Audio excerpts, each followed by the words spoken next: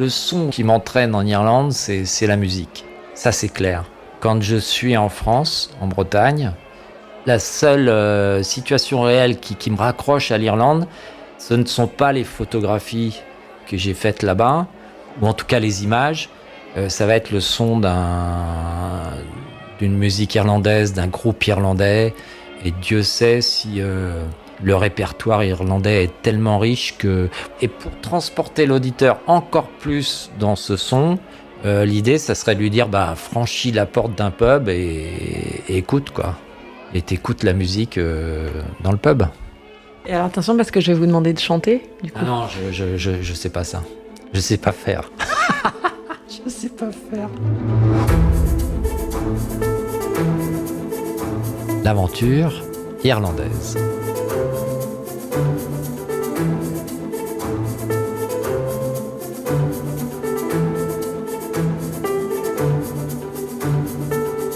Le bonhomme, c'est lui, Didier, baroudeur à 4 roues et journaliste. Pour le premier épisode de notre aventure, nous embarquons à bord du van qu'il a emprunté pour l'occasion, un van rouge flamboyant avec coin cuisine, évier, pommeau de douche et bien sûr la possibilité de dormir à l'intérieur. De quoi se poser où bon lui semble, le long du Wild Atlantic Way qui borde la côte ouest de l'Irlande, avec le sentiment d'une immense liberté sur ces routes de la West Coast version irlandaise. Chez lui, dans son salon à Rennes, où nous l'avons retrouvé, plusieurs photos de l'Irlande accrochent le regard, comme celle d'un village coloré, Allihies, sur la péninsule de Beara, au cœur du comté de Cork.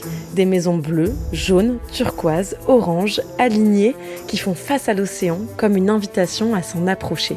Quand il a pris cette photo, Didier est arrivé à la fin de son voyage sur le Wild Atlantic Way. C'est ce voyage qu'il s'apprête à nous conter. L'avantage, quand on est en van, c'est qu'on peut prendre le temps de tomber sur des scènes insolites.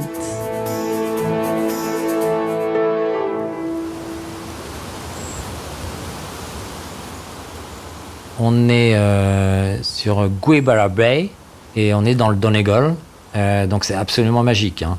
Et on est sur la Wild qui passe à Portneuf et qui file sur Ardara.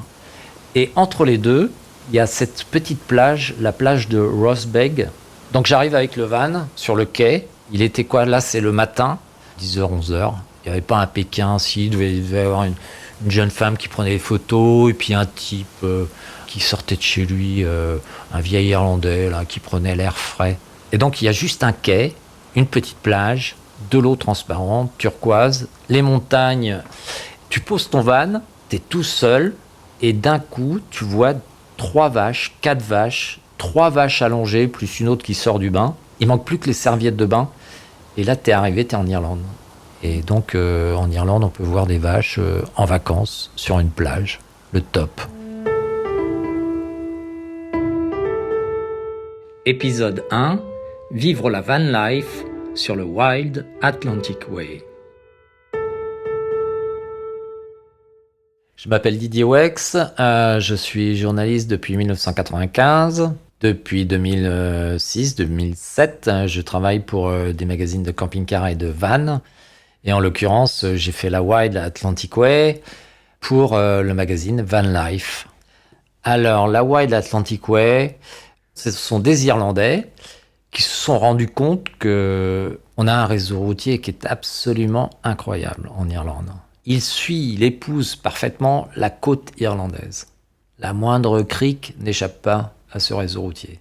Et si on assemble tous ces petits tronçons de bord de mer, de bord de tourbière, de bord de campagne, de bord d'océan, de bord de falaise, ça donne la Wild Atlantic Way. 2500 km du Donegal au nord, jusque dans le comté de Cork.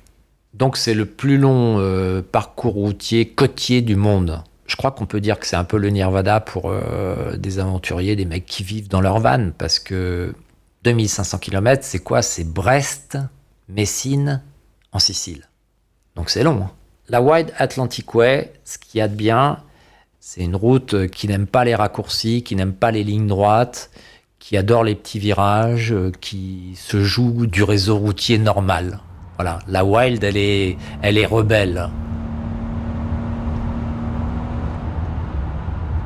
Alors, si on part en van pour faire la Wild, il est bien évident que le van, on ne le met pas dans ses bagages. Et on ne peut pas prendre l'avion. Donc on prend le ferry et on le prend à Cherbourg et on arrive à Rosslare. L'idée, c'est de rejoindre la Wild tout au nord, au Donegal. Bon, on va prendre la carte, tiens, comme ça va nous aider. Ah bah là, on peut démarrer tout au nord du Donegal à Malin Head. Et Malin Head, c'est le Cap Nord. C'est l'endroit où on est le plus au nord, c'est l'endroit où ça décoiffe sérieux. Par exemple, il faut vraiment faire gaffe à Malin Head parce que tu peux avoir la porte de son van ça m'est arrivé une fois. Le vent était tellement fort, elle a dévissé la porte, quoi. Elle a carrément venu taper contre l'aile avant du véhicule. Ça, c'est une appréciation pour les météorologues, c'est significatif d'un vent qui fait plus de 130 à l'heure, sans problème. Et on est sur des vitesses régulières à Malin Head. Donc ceux qui veulent vraiment se faire décoiffer, ils vont là. Une anecdote cinématographique, un des derniers épisodes de Star Wars, moi quand je suis arrivé à Malin Head, ils remballaient. Donc il y avait tous les camions, ils avaient tourné des scènes de Star Wars à Malin Head, les derniers Jedi, épisode 8. Mais ça veut dire qu'il y a quelque chose presque d'extraterrestre dans cet endroit, en fait. Il y a quelque chose de spatial. Extraterrestre, ouais, c'est le cas de le dire, ouais, extraterrestre. Au point que Malin Head, un panneau de Malin Head, ils ont utilisé la typo de Star Wars, tu vois, pour l'indiquer, avec le pub, le coffee shop. Ah oui, c'est la typo qu'on voit, le titre du film, exactement, le générique. Ouais. En générique, ouais. Welcome to Malin Head, make a day of it. Yes, on y est. On est sur la Wild Atlantic Way. Et ça, c'est un spot pour des aventuriers en van qui voudraient passer une nuit peinard. On peut le dire archi peinard même. C'est une petite niche, hein, c'est un petit secret. Oui, c'est un secret que je donne là. Hein. Donc, on est sur la péninsule d'Inishowen. On est sur le petit parking de St. Mary's Lag Chapel. Voilà, une niche au milieu de presque nulle part. La chapelle est toute perdue. Il n'y a pas de maison, le village est assez loin. Le cimetière, la chapelle, et sur le petit parking de la chapelle, on peut faire dodo. Là, on est tranquille. Et c'est une niche parce que c'est une enclave, quoi. On est complètement encerclé, soit par la montagne, soit par les dunes de la péninsule d'Inishowen. Et on est vraiment dans le vert, en fait. Hein. Les pelouses sont très vertes, la montagne est verte. Dans le Donegal, on est dans le vert irlandais. Et on peut faire dodo là. Qu'est-ce que vous avez appris pendant ce voyage-là, en particulier sur la Wild Atlantic Way ? Qu'est-ce qu'on apprend, en fait ? Je crois qu'on apprend une autre cartographie de l'Irlande. Ça, c'est clair. De toute façon, si réellement on veut en profiter, les 2500 km, j'allais dire, même si on prend quelques raccourcis, il faut disposer d'au moins un mois. Ça, c'est le tempo idéal. Mais en van, tu arrives devant un beau paysage que tu connaissais pas, que tu as plus ou moins repéré sur la carte, et puis tu te dis « Oh non, c'est vraiment trop beau, ce soir je reste là. J'ai pas de contraintes, y a personne qui m'attend, donc je reste là. Je vais voir le soleil se coucher, je vais le voir se lever. Entre les deux, j'irai boire une Guinness au pub et discuter avec 2-3 gars. Et puis le lendemain matin, tu te réveilles au même endroit, que ça souffle, qu'il y ait de la pluie ou qu'il y ait du soleil. En tous les cas, tu auras profité de cet endroit, tu peux te poser.